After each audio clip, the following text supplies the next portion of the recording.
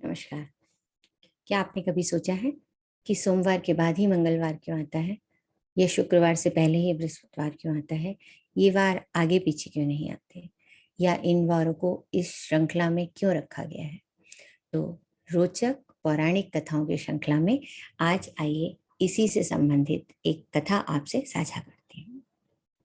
ये कथा सुनाने से पहले आपको एक छोटी सी जानकारी देना चाहूंगी कि हमारे हिंदी कैलेंडर में हर एक वार का स्वामी एक ग्रह है, और ये कथा इस इन्हीं ग्रहों को कैसे कौन सा दिन या कौन सा वार मिला इसी के बारे में है।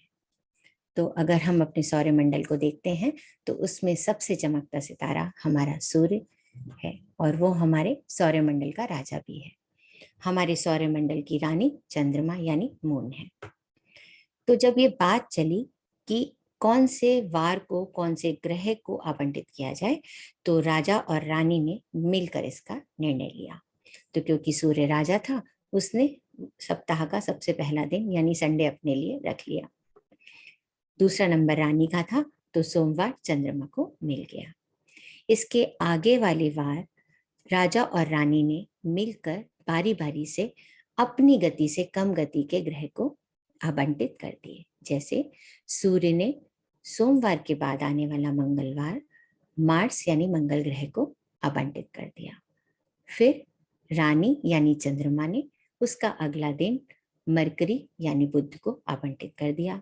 फिर सूर्य ने उससे अगला दिन बृहस्पतिवार को, चंद्रमा ने उसका अगला दिन वीनस यानी शुक्रवार को आवंटित कर दिया। आखिरी में बचे शनि, तो उनको सप्ताह का सबसे आखिरी दिन आवंटित कर दिया गया। इस तरीके से सप्ताह के 7 दिन का आवंटन अलग अलग ग्रहों को हो गया।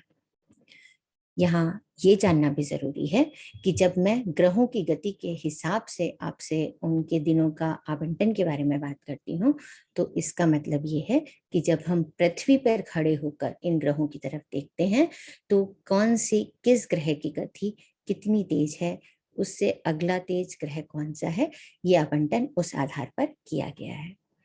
ये गति का निर्धारण सूर्य से खड़े होकर सौरमंडल पे के आसपास सौरमंडल में चक्कर लगाने वाले ग्रहों की गति से नहीं, एक बार फिर पृथ्वी पे खड़े होकर जब इन ग्रहों की तरफ हम देखते हैं, उनकी गति के हिसाब से इन वारों का निर्धारण किया गया है।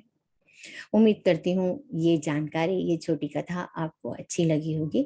इसी तरीके की और रोचक कथाओं के सुनने के लिए हमारे साथ लगातार जुड़े रहिए। धन्यवाद।